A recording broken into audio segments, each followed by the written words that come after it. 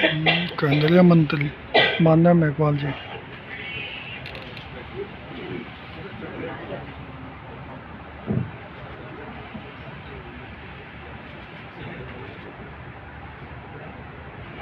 तो ये जो 2-3 प्रसंग थे। क्या हाल है दोस्तों?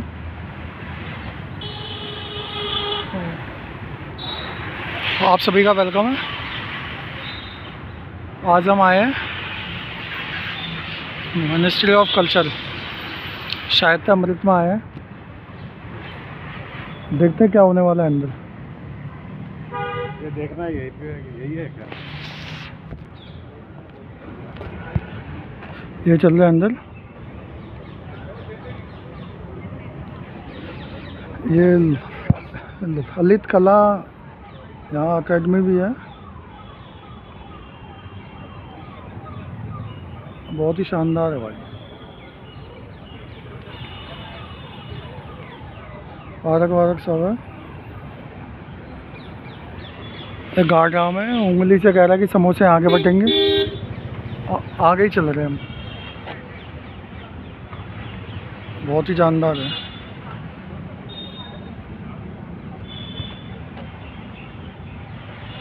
ये तीनों बैठ गए हैं, गप्पे मार रहे हैं। चलते हैं अंदर, देखते हैं क्या बवाल है, क्या होने वाला है अंदर। गवर्नमेंट की गाड़ियाँ खड़ी हैं सारी।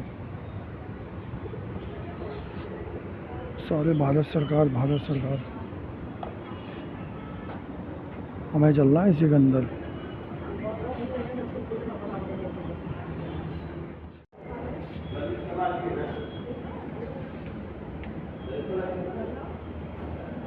ये आ चुके अंदर।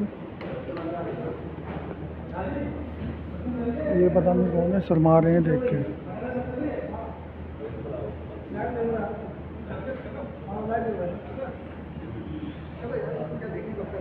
आ चुके हमारी लिफ्ट ना, इसी से चलेंगे। ये लिखा है 1 बजे से लेके 2 बजे तक रहेगी बंद, क्योंकि सभी का होता है लंच और इसका भी होता है लंच। सारे खाना खाते हैं, ये पानी पीती है। 2nd फ्लोर पे आ चुकी है। अभी हम लोग इसी से चलेंगे अंदर।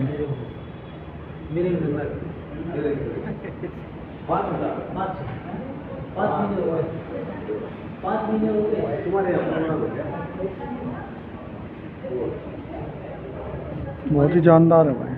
अरे खुल गई। बाहर आ चुके हैं लिफ्ट से। सिगरेट पी सकते हैं। ये एकेडमी है। जगह जगह डांस वांस सिखाया जाता है।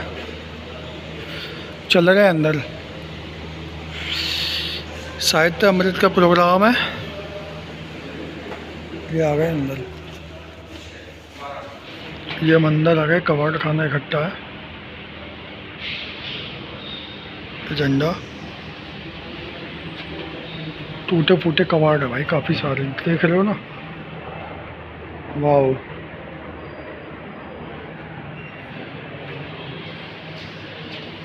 ये ईंटों की बुक है।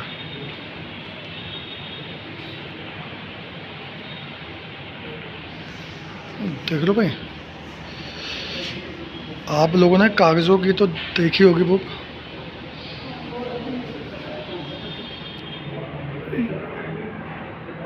ये मटके।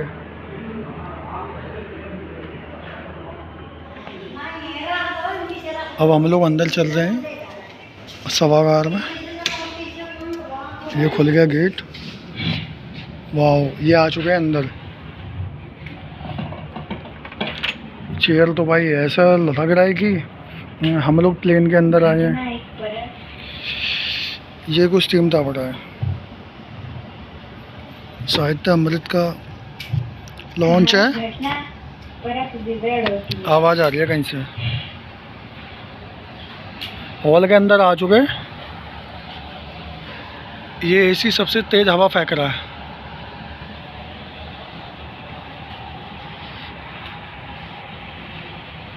ये कैमरे वाला भी आ चुका है। पता नहीं साला क्या करने आ जाता बार बार।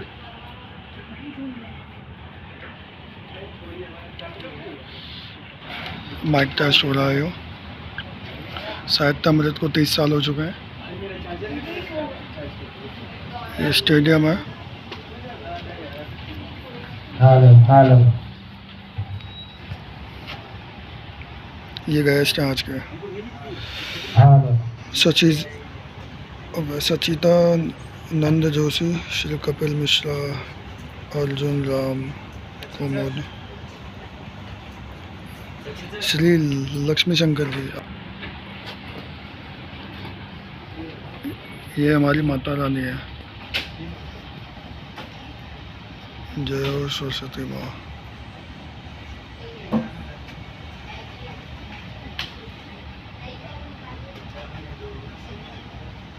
इनके बिना कुछ नहीं है।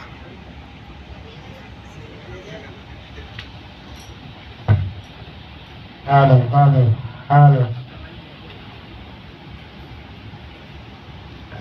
ये हेलो हेलो चिल्ला रहे हैं। ये आज के अवार्ड दिए जाएंगे।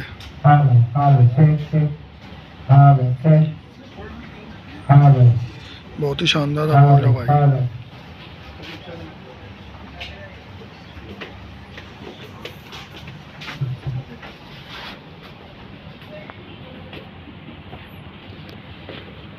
बहुत ही जानदार प्रोग्राम होने वाला है। चेयर मस्त है यार, बहुत ही बढ़िया चेयर है। ये साला मेरे को रोकने की कोशिश कर रहा है।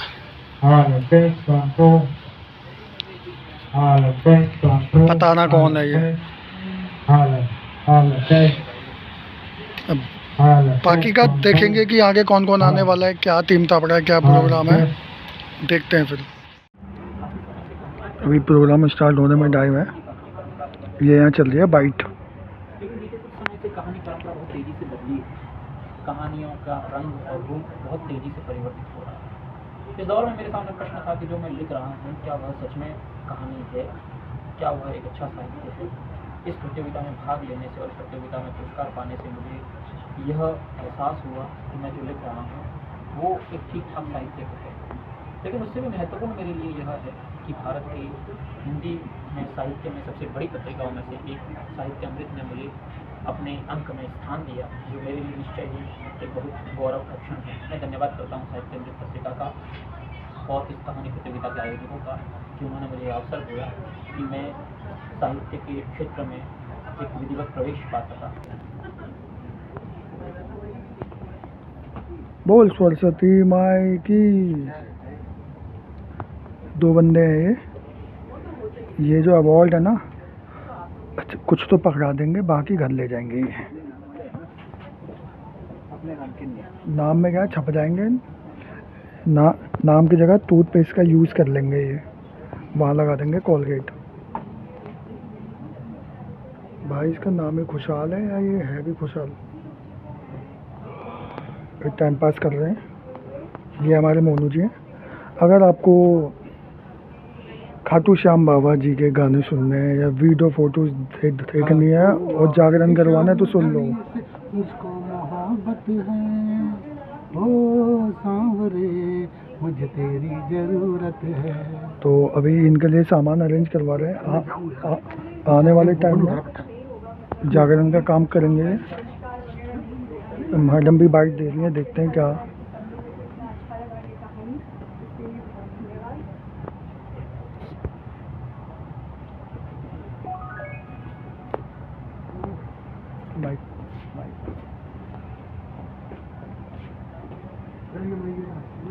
अभी और भी बाइट लेंगे हम।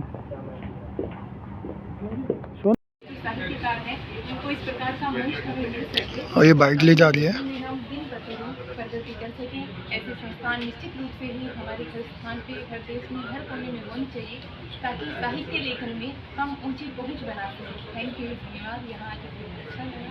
तुम्हें सभी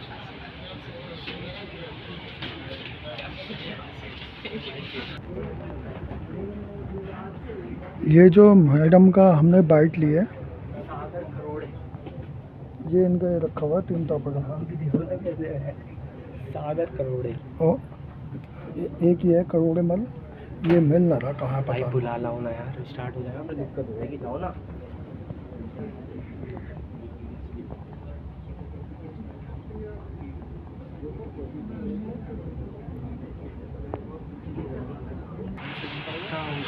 चलो ये है सागर जी, इन्हें आधे घंटे ढूंढ रहे हूँ, कोने में बैठे थे, अब इनकी बाइट लेंगे हम। आगे आ जाओ, ऊपर आ जाओ, ऊपर। अभी ये सागर जी बाइट देंगे इधर। किस चीज़ की? अभी आपको समझाया जाएगा, सेंटर में हो पहले। दाबो से पुश करो। अभी कैमरा लगा रहे हैं अभी हम सामने। सेंटर भाई को समझा दो पहले। थोड़ा बहुत बोलना है, इसे प्रभात प्रकाशन के बारे में, या फिर साहित्य में। ये चौधरी बन रहा है साला, ये समझा रहा है। अपना नाम, आप पीछे से क्या जाते हैं, आपका इंग्लिश क्यों आया, किस वजह से इसमें आए, कैसे आए, यही इतना ही थोड़ा बहुत बोलते हैं। इसमें आए हुए कितने साल हो गए और आपको कैसा लगा, मतलब हाँ मतलब दोनों थोड़ा बहुत ही उन्होंने ऐसा मौका दिया, बहुत धन्यवाद। थोड़ा सा प्रभात के बारे में भी बोल सकते हैं इनमें। स्टार्टिंग में अपना नाम, क्या काम करते हैं, उसके बाद साहित्य अमृत पे आ जाना। यही बोल रहे हैं। अब भाई को समझा दिया है।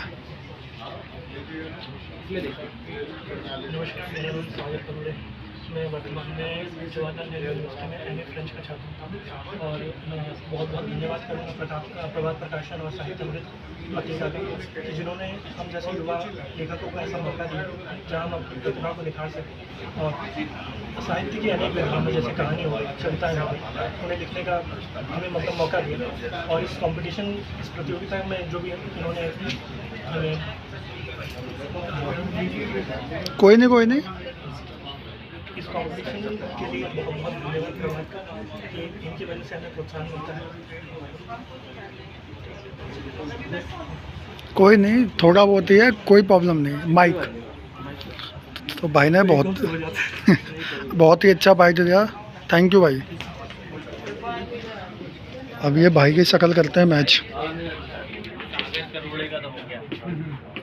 ये वाले भाई का तो हो गया, अब ये इसमें से खुशहाल सिंह का हो गया, अब ये ढूंढना है शिवम।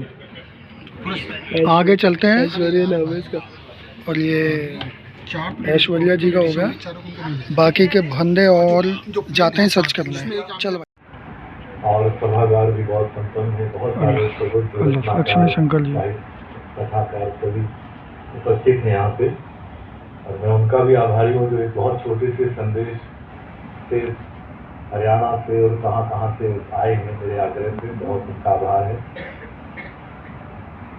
ये जो जैसे कहा गया उसमें जो पीयूष जी ने बताया कि कैसे एक अनौपचारिक, एक आत्मीय वार्तालाप के माध्यम से, और एक शंकर दयाल शर्मा जी की छोटी सी एक चिंता थी कि अगर साहित्यिक पत्रिकाएं नहीं होंगी तो साहित्य कैसे आगे बढ़ेगा, रचनाकारों को कहाँ मंच मिलेगा, और तो ये और उस चिंता के आधार पे जो बातचीत हुई, और उसमें एक बिंदु पीयूष जी ने नहीं बताया, वो ये था कि उन्होंने कहा कि बड़े घाटे का मतलब होता है, जाहिर है। अटल जी ने भी कहा, तो उन्होंने भी कहा, श्याम सुंदर जी, तो श्याम सुंदर जी ने अपने तीनों बेटों को बुलाया कि भाई ऐसे ऐसे प्रस्ताव है जिसमें घाटा ही घाटा होना है, तो क्या इसको किया जाए।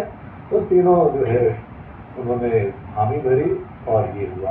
तो ये जो एक समर्पण की भावना होती है, इसी से संस्थाएं चलती हैं, इसी से पत्रिकाएं, जो भी है वो सब चलता है।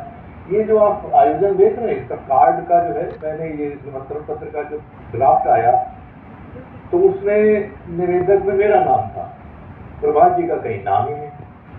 तो मैंने कहा भैया मेरा तो नाम उसमें किताब में आ ही जाएगा, तो ये हटाओ, आप अपना नाम तो रखो। तो जब जो संस्था चलाने वाले, जब वो अपने को पीछे रख करके और संस्था को, पत्रिका को आगे बढ़ाते हैं, ऐसी संस्थाएं, ऐसी पत्रिकाएं, ऐसे अनुष्ठान बहुत आगे जाते हैं।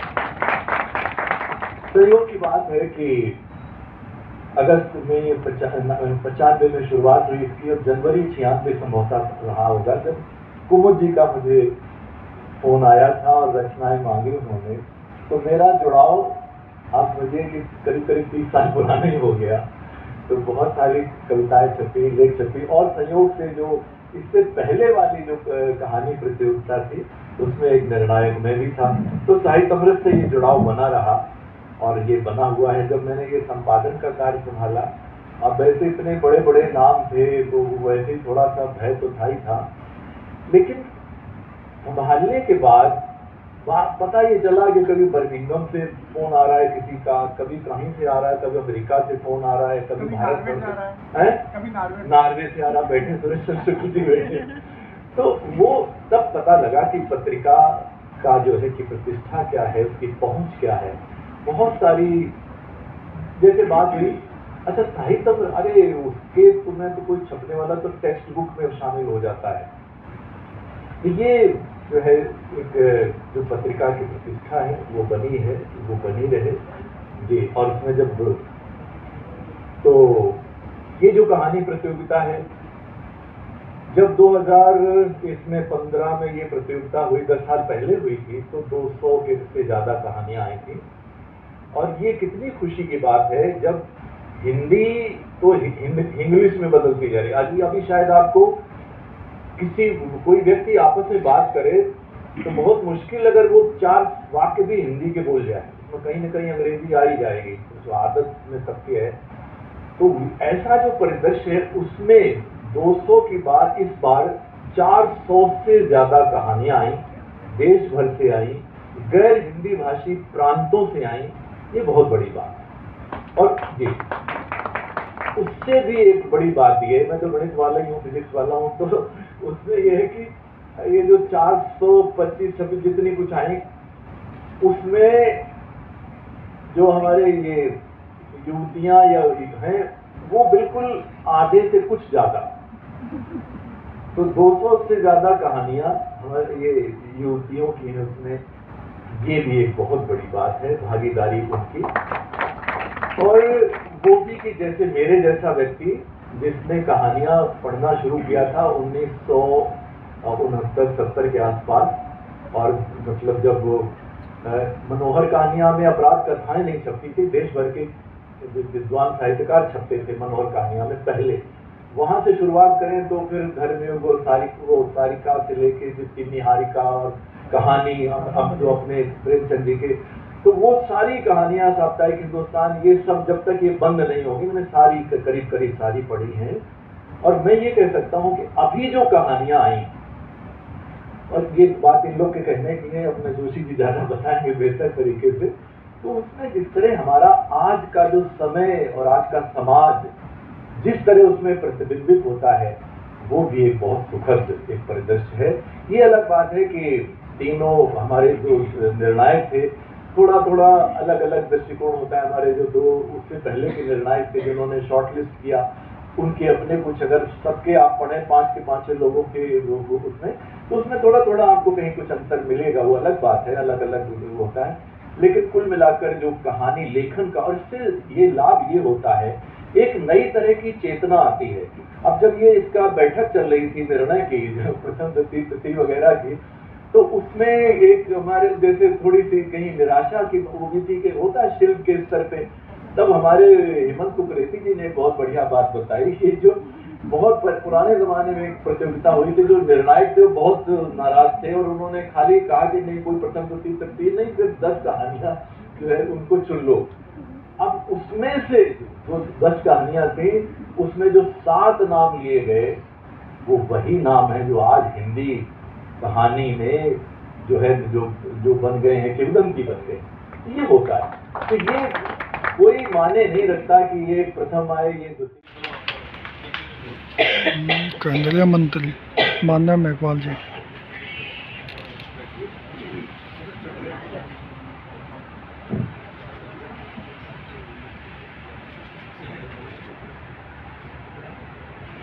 तो ये जो 2-3 प्रसंग थे और मैंने ये देखी कि एक साहित्यिक पत्रिका के संपादक की दृढ़ता क्या होती है। और उन्होंने अगर नवभारत टाइम्स के संपादक का पद छोड़ा था तो कह लीजिए कि इस मिजाज के साथ छोड़ा था कि हम अपने शहंशाह हैं, हम किसी के मनसबदार नहीं। और इस पत्रिका को भी उन्होंने अपनी शर्तों पर चलाया, जिस तरह से उन्होंने अपने जीवन को अपनी शर्तों पर चलाया और किसी भी निर्देश से वो संचालित नहीं हुए। इसलिए साहित्य अमृत पत्रिका साहित्य को एक गंगा की तरह से, साहित्य गंगा की तरह से साहित्य अमृत में जो है प्रवाहित होता रहा, बिना विवाद के, बिना मुद्दों के। जो भी कॉलम इसमें चले, हमें याद है प्रतिस्पर्धी बाबूजी ढूंढते थे, हमसे कहते थे कि इसको ढूंढो, ये रचना मिलेगी। प्रभात जी ढूंढते थे, कितने फोन बाल किए। भाई ई को आ रहा ज़्यादा, एक कैमरा चल रहा है। तो हम लोग अंदर आ चुके हैं। आवाज़ गूंज रही है। हाँ। ये मोनू जी हैं बाहर में,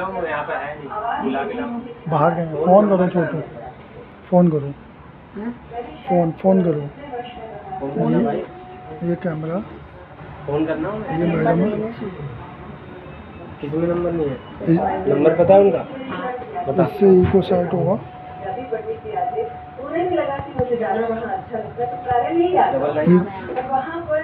आ सकते हैं, लेकिन अभी में अब रचनाकार बैठे नहीं, तो इससे थोड़ा कहीं एकदम मारवाड़ी जन्म दिवस है सर आज।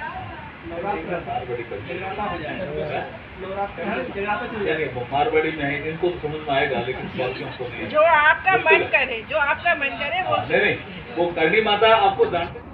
और अब वो अब पहले लग रहा था कि पता नहीं अब तो उसकी बहुत डिमांड है। एक सफर हम सफर के साथ, फिर एक दूसरे को और आगे संतुलन पत्र दाम्पत्य, अब की और दे रहा हूँ उनको 55 और 55। कैसे बढ़ना पर समस्या क्या थी कि जिनके शादी के 55 साल हो गए, मुझे एक प्रोग्राम करना था केवड़ी, जिनके शादी के 55 साल मेरे हो गए हैं, ध्यान रखना। तो अब लगता नहीं होगा। हाँ, तभी प्रोग्राम किया, लेकिन जिनके 55 हो गए उनकी उम्र आप आमतौर पर देखेंगे ना 80 से ऊपर, 85। उनसे बात की मैंने कहा आपको इस प्रोग्राम में आना है, मैं 25 जोड़ों को बुला रहा हूँ। तो मैंने कहा क्यों करना चाह रहे हो ऐसा तुमसे? और उनके संग आया कि वो अकेलापन फील कर रहे हैं। अच्छे परिवार, एक तो बहुत साइंटिफिक रिसर्च में एक ऑफिसर थे बड़े।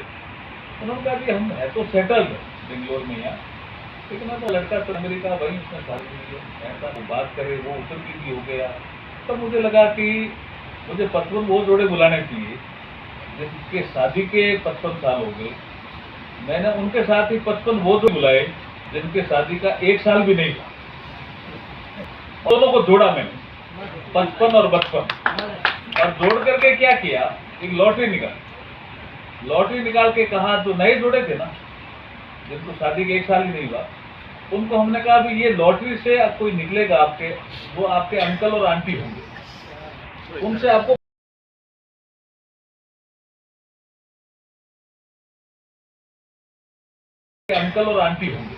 पूछा भैया आपने गुजरात में क्या कार्यक्रम किया? तो मैंने कहा, बोला गुजराती क्यों सुना? मैंने कहा एक तो सरदार पटेल की सबसे ऊंची मूर्ति है, हम चाहते हैं हमारा जीवन बहुत ऊंचा जाए, श्रेष्ठ जाए। और वहाँ एक रेलवे स्टेशन का नाम एकता नगर है, तो परिवार में आजकल एकता कम ही है, तो हम चाहते हैं कि उसके माध्यम से भी एकता का संदेश जाए, इसलिए हमने एकता नगर दिए। तो वहाँ बहुत अच्छा ये मेरा प्रोग्राम रहा। 2 दिन का कार्यक्रम था। जिनके शादी के 55 साल हो गए, आप समझ रहे होंगे 80 साल, 85 साल, इस तरह की उम्र के लोग आए, और जिनके शादी के 1 साल नहीं हुए उनको बहुत अच्छा लग रहा था नर्म देखना, मूर्ति देखना, लेकिन मैंने जोड़ दिया उन दोनों को और उनको दे दिया कि भाई आप इनसे बात करोगे, अंकल और आंटी से, इनके पास अनुभव है, सुनने वाला कोई नहीं, आपको कुछ भी बताएं आप लिखो, कुछ कहानी बताएं तो लिखो, कुछ जीवन का अनुभव बताए तो लिखो। चिड़चिड़ापन स्वभाव नहीं होना चाहिए। फिर आपको वो बेटा और बेटी समझने लग जाएंगे, फिर कोई काम हो तो उनका, अन्यथा उनके में जो अकेले तो दूर करने का काम आपका है। इसलिए वो किताब आप जल्दी से कब तक ला रहे हो आप? वैसे तो उसका शीर्षक मैंने रखा था 55 और बचपन, चुनौतियां और अवसर, लेकिन प्रभात जी ने कहा इसको थोड़ा और अपनापन बढ़ाने जैसा कर दो, तो फिर हमने शीर्षक करा 55 और बचपन कैसे बढ़ाएं अपनापन। यही बढ़ना चाहिए ना। चलिए अबा देव जी, गुरु नानक देव जी भी रचनाकार थे क्या है ना, बड़े बड़े फेमस रचनाकार, और स्वतः वो वातावरण देख करके रचना कर देते थे। तो एक हमारे बीकानेर जिले में एक जगह है जिसका नाम है श्री कोलायत, और एक हरियाणा में भी कलायत है, उसको कोलायत का अभ्रंश होगा वो शायद। तो ऐसा माना जाता है कि श्री कोलायत में कपिल मुनि ने तपस्या की, जिन्होंने सांख्य दर्शन दिया। तो नानक देव जी उस जगह को देखने आए कि ऐसी क्या जगह है जहाँ कपिल मुनि रुके, वो जगह कौन सी है मैं देखूं। तो बहुत अच्छे ट्रेवलर थे नानक देव जी, तो वो आए वहाँ पे। तो वहीं पे एक जैन साधुओं से उनका वास्ता पड़ गया। तो जैन साधुओं ने कहा कि आज आप रुकेंगे? बोला मैं हाँ रुकूंगा, पूर्णिमा का दिन था। रुके। जैन साधुओं ने एक प्रश्न किया नानक देव जी से कि आप कहते हो कि नाम जपो, वंड छको, तीर्थ करो, तो फिर गुरु कर लिया और आप अपना गुरु भी कहते हो, गुरु कर लिया तो फिर नाम जपने की जरूरत कहाँ? ये विवाद वहीं पे। तो नानक देव जी ने कहा कि गुरु करने के बाद भी नाम जपना पड़ेगा। नाम सुमरण जीवन में बहुत महत्वपूर्ण है, ये इस पे बोलते रहे नानक देव जी। लेकिन जैन साधु सहमत नहीं हो पा रहे थे। तो अब ये बहुत बड़ी रचना है मुझे लगता है कि गुरु नानक देव जी की, जो स्वतः पूर्णिमा की रात्रि को देखते हुए, चंद्रमा को देखते हुए, उनके साथ गाने वाले बजाने वाले तो वो दूसरे थे, बाला और मर्दाना कहते थे, वो खुद नहीं गाते थे नानक देव जी। लेकिन रचना बहुत महत्वपूर्ण है। अब इसके बोल देखेंगे ना तो आप लगोगे कि रचनाकार कितने बड़े रहे होंगे नानक देव। तो जब जैन साधु माने नहीं तो उन्होंने कहा चलो फिर सुनो, आप सुनाओ उनको, बाला और उनको कहा मैं बोल रहा हूँ सुनाओ। अब नानक देव जी जो वहीं पे उनके श्री कोलायत में रचना ये इसको कुछ लोग कहते हैं ये हिंदी में है क्या, कुछ लोग कहते हैं ये रचना मारवाड़ी में है क्या, क्योंकि पंजाबी के बोल इसमें कम है। तो नानक देव जी की मुझे लगता है कि वो क्षमता रही होगी कि जिस माहौल में रहते थे वहीं के शब्द लेकर के रचना कर देते होंगे। मुझे ऐसा लगता है इतने बड़े वो आंसू कवि भी इस तरह के थे। अब इनकी ये रचना है जिसको बहुत लोग गाते भी हैं, आपको कई जगह मिलेगी। मैं थोड़ा इसको गा के भी सुनाता, गा के सुनाना है ना आपको, तो ताली बजा दो जोर से, क्योंकि इन्होंने कुमुद जी ने कहा तो सुनाना है तो सुनाना। माइक आवाज आ रही है ना? तो ठीक है। अब वो कह रहे हैं कि क्यों जरूरी है नाम जपना, सिमरन करना। ये नानक देव जी जैन संतों को समझा रहे क्या? देह नहन बिना रण चंद्र बिना, धरती में ये बिना, जैसे तरवर फल भी नहीं ना, वैसे ही प्राणी हरि नाम बिना रे। सुमिरन कर ले मेरे मना, तेरी बीती उम्र हरि नाम बिना रे। सुमिरन कर ले मेरे मना। एक जैन साधु, कहानी का नाम है खुली सी मोहब्बत। उनको भी 5100 रुपए के प्रोत्साहन पुरस्कार से सम्मानित कर रहे। और ये केवल संयोग मात्र है कि यहाँ इसमें अब देख रहा हूँ कि राजस्थान के 3 लोग आ गए। केवल संयोग है, केवल संयोग है, और संयोग के माने अर्जुन राम मेघवाल जी राजस्थान के, तो ये कोई ये केवल संयोग है, क्योंकि 400 से अधिक रचनाओं को इतनी कसौटी पे परखा गया, इतना उसके अंदर हमारे युवा समीक्षकों ने उसमें ध्यान दिया। सरदार शहर के पास है ना। बहुत बहुत शुभकामनाएं।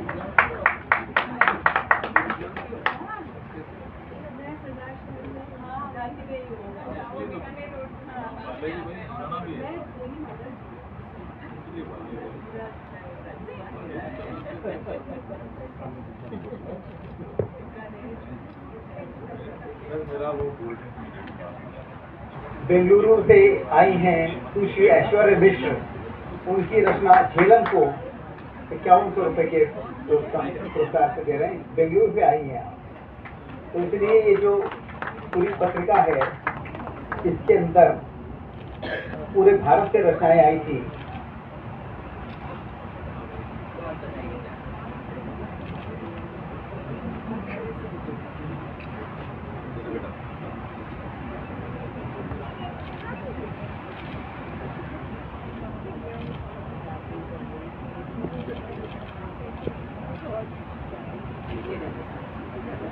जिन हमारे निर्णायक मंडल के कारण से यह प्रतियोगिता संभव हो पाई, मैं ऐसे आदरणीय राजकुमार गौतम जी से आग्रह करता हूँ कृपया आए मंच पर, हम उनका सम्मान करना चाहते हैं।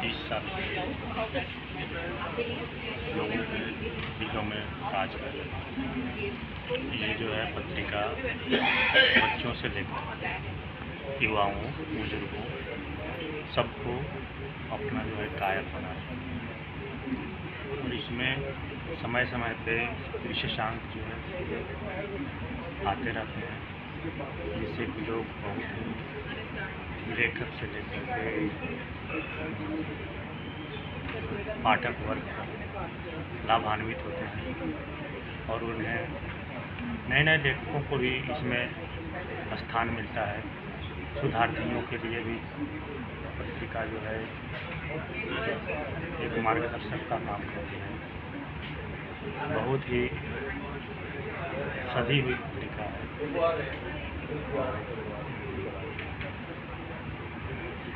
अभी हाल ही में युवा विशेषांक, कहानी विशेषांक आया, इससे जो है युवा जो लेखक हैं उनको प्रोत्साहन मिलेगा, आने वाले समय में अच्छे से अच्छे लेखक बनेंगे। बहुत बहुत थैंक यू सर आपका। तो ये सर के विचार थे। प्रोग्राम ख़त्म हो चुका है। ये अर्जुन मेघवाल भी जा रहे हैं।